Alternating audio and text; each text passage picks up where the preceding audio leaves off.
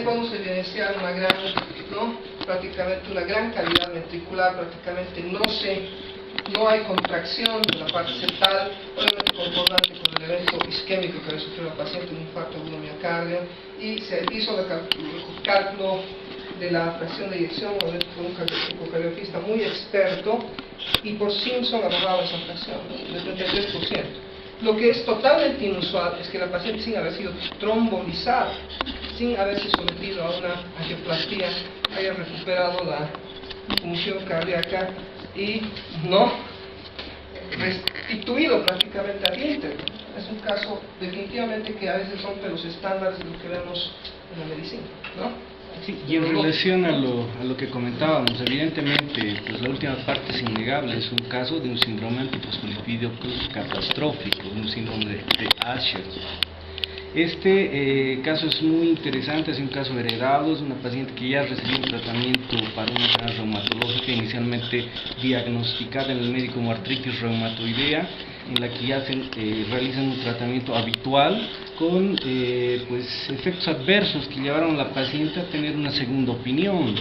En México pues no catalogan a la paciente como portadora de artritis reumatoidea, la catalogan como una portadora de artritis indiferenciada. Y este es el primer mensaje que quisiera en todo caso comentar con la sala.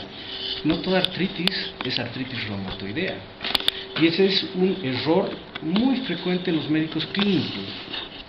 Ven a un paciente, evalúan, encuentran una poliartritis crónica simétrica y dan el diagnóstico definido de artritis reumatoidea. Lo que pasó en la paciente, ni siquiera fueron médicos clínicos, fueron reumatólogos los que plantearon esa posibilidad. La paciente siguió un curso pues distinto a un cuadro de una artritis reumatoidea. Muchas veces un paciente inicia con un cuadro y ese cuadro, por ejemplo, lupus eritematoso sistémico, puede variar a otro. Son los virajes que en ocasiones se presentan.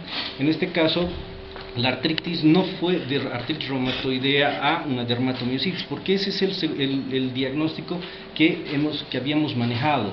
Es una paciente con una dermatomiositis del tipo síndrome antisintetasa, tiene anti-HO1 positivo, tiene Raynaud, ha hecho enfermedad intersticial pulmonar, entonces tiene todo para hablar de una paciente con una dermatomiositis antisintetasa positiva.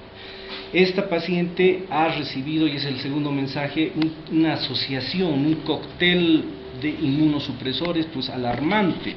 4 inmunosupresores, uno de ellos la hidroxicloroquina, que pues es la menos ofensiva, que le han provocado una inmunosupresión tan intensa con la consecuencia de infecciones a repetición. Ha hecho micosis pulmonar también, ¿no es cierto? Claro, una intervención, y justamente ella hizo Aspergillus fumigatus y en esa oportunidad bien taxativo que se tenía que cambiar el esquema de supresor. Pero ella volvió con el reumatólogo anterior y permanecía adherida a ese esquema y quería continuar con el esquema previo, y pues volvió a hacer esta catástrofe. Ahora, en el síndrome de Asherson, el catastrófico, pues la primera causa, el primer detonante es el proceso infeccioso, y eso es lo que ha pasado con este paciente. Ha ido acumulando los procesos infecciosos hasta el último, que fue el que provocó ese comienzo de falla multiorgánica. No olvidemos que del total de pacientes con síndrome antifosfolipídico, solamente el 1% corresponden a pacientes con síndrome antifosfolipídico catastrófico. Y de esto se menciona que pese a tratamiento, el 50% fallece. Entonces, en este caso, contamos con múltiples eventos trombóticos.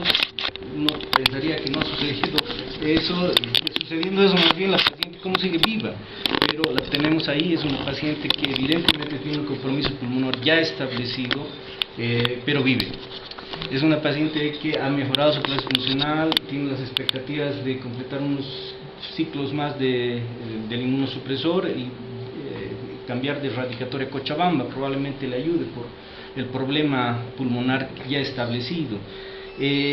Finalmente, en cuanto al tratamiento, el tratamiento del síndrome antifosfolipídico catastrófico es básicamente corticoides, ¿no? La utilización de corticoides sumado a la anticoagulación, inicialmente con heparina, posteriormente anticoagulación oral, y pues se menciona la plasmaféresis, que lamentablemente en el medio creo que el único lugar que cuenta es el Obrero, o la utilización de gamma globulina endovenosa. Comprenderán que en esta paciente, luego de hacer todo el tratamiento y todas las intercurrencias que tuvo, pues el factor económico era el principal obstáculo, y por lo cual se decidió solamente manejar con metilprednisolona